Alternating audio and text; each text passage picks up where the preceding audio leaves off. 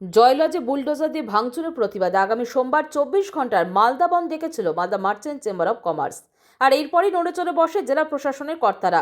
ব্যবসায়ীদের সঙ্গে দফায় দফায় বৈঠক করেন জেলা শাসক ও পুলিশ সুপার।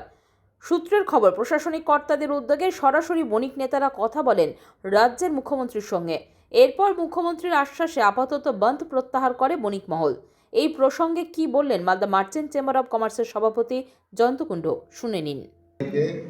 মালদা জেলার যে ঘটনাটা ঘটেছিল সেই ঘটনার পরিপ্রেক্ষিতে Malda merchant chamber of commerce 16 তারিখ আগামী সোমবার যে বন্ধের ডাক দেওয়া হয়েছিল, পশ্চিমবঙ্গ সরকারের সর্বময় কর্তা মালদা জেলা প্রশাসন, জেলা পুলিশ প্রশাসন সমস্তভাবে আমরা আজকে আলোচনায় বসেছি।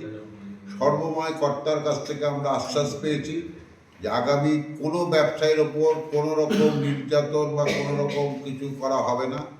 এবং এই 11টা দোকানকে ভেঙে দেওয়া হয়েছিল, এই 11টা দোকান আবার রিপেয়ার করার অধিকার আমাদেরকে দেওয়া হলো। আমরা রিপেয়ার করে নেব, কাল থেকে আমরা রিপেয়ার করব।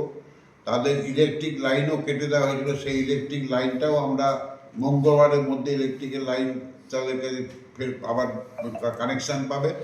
এই আশ্বাস পাওয়ার পরে, এবং সবথেকে বড় আশ্বাস হচ্ছে যে আমাদের সবথেকে নিরাপত্তা, সেই নিরাপত্তার আশ্বাসটা সবথেকে বড়। সেই নিরাপত্তার আশ্বাস পাওয়ার পরে আমরা আমাদের 16 তারিখের এই বন্ধটাকে আমরা প্রত্যাহার করছি। গ্রেপ্তার আমরা অলরেডি, তিনি আমাদের আশ্বাস দিয়েছেন দোষীদের গ্রেপ্তার করার জন্য। উনি এসপি সাহেবকে অর্ডার দিয়েছেন এবং এসপি সাহেব সম্পূর্ণভাবে রেডি আছেন, কারণ একজন দক্ষ অফিসারকে আমরা পেয়েছি এসপি সাহেবকে। উনি দক্ষভাবেই উনি রাজি আছেন যে ইমিডিয়েট উনি অপরাধীকে গ্রেপ্তার করবেন। এটা আমরা আশা করছি যে এটা 2 থেকে 3 দিনের মধ্যে এই সমস্ত প্রবলেমটা আমাদের সলভ হবে।